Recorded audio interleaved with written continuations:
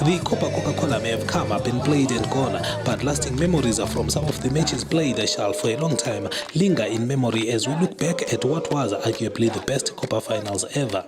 Defending champions Dewure put up a splendid show in their opening round match against Sobogazi. Their head coach Paul Mahuti shared some of the secrets behind his team's success. Dedication and motivation and belief in God, that with God everything is possible.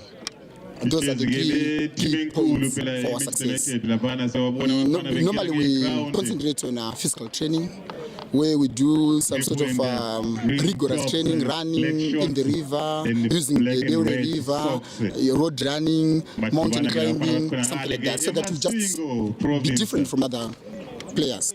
Mahuti also expressed the sweetness of being champions for a year. Just nice to be a leader in a certain area. I've been enjoying for the past 12 months, and I don't know whether I will continue being the leader in, as far as under 16 is concerned. But being a winner is something that is very nice.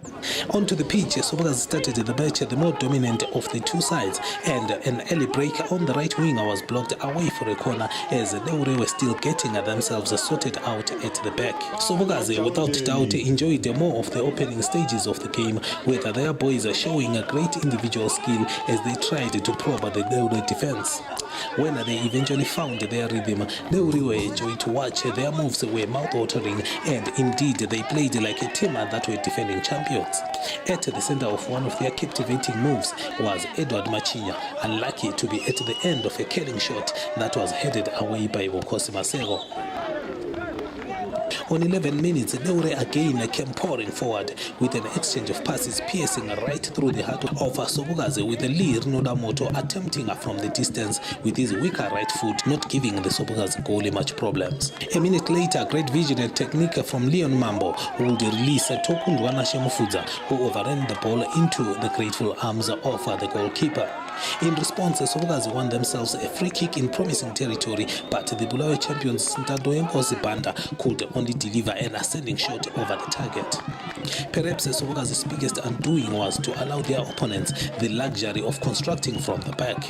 The defending champions are clearly demonstrating how comfortable they were whenever they began their moves at the back, clearly disintegrated their opponents with their passing game, and on various occasions they did manage to get at their opponent's goal, even though some of their raids were never threatening. Against the run of play, Sobogazi won themselves a penalty when a Dewure defender Munashe Mabuleng handled in the box. Lucky Dewure made sure to give Sobogazi a 1-0 lead to the break. After resumption, Dewure played with intent and did hit the back of the nets, albeit from an offside position after another great move from the back. So Lee Rinodamoto picked Rinodata Munashe to release an unmarked Leon Mambo, whose effort was ruled offside.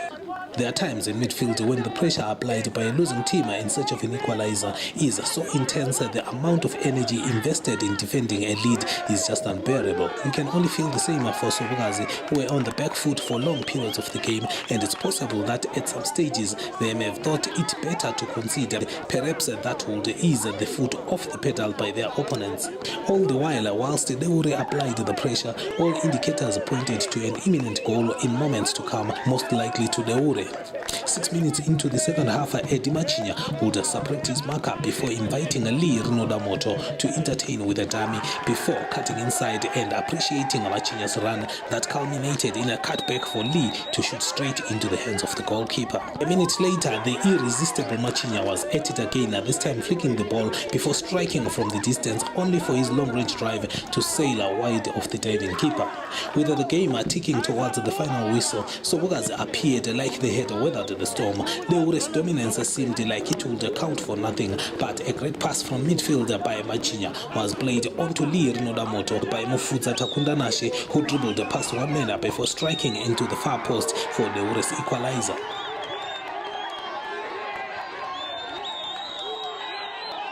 This is a goal for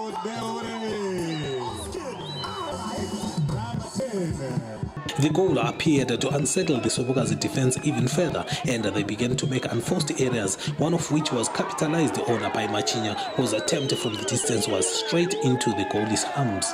1-1 draw then to Sobokazi and Dewure, a result that sent Dewure into the quarterfinals and put Sobokazi in a greater opportunity to make the last 8 as well.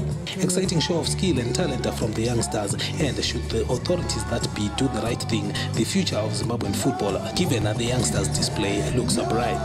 Coca-Cola have played their part, so have the youngsters. It's left to the football authorities to temper, transform and deliver.